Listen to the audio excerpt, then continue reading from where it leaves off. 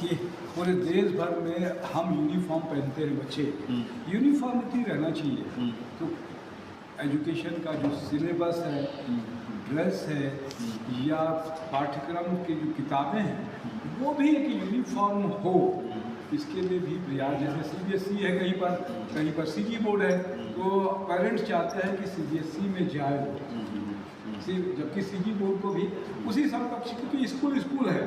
तो हम पूरा देश भर में मांग होती है कि यूनिफॉर्म एजुकेशन, चाहे अमीर हो चाहे गरीब हो, सबको एक समान शिक्षा मिलना चाहिए।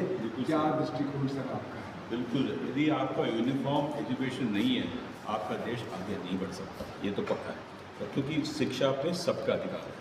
अब ये बात आपने सही कहा कि क्योंकि इसमें कई परिवर्तन ये है कि कहीं CBSE, कहीं स्टेट बोर्ड है, कहीं ICS है, तो स्टूडेंट भी कंफ्यूज हो जाता है क्या पढ़ें क्या नहीं पढ़ें।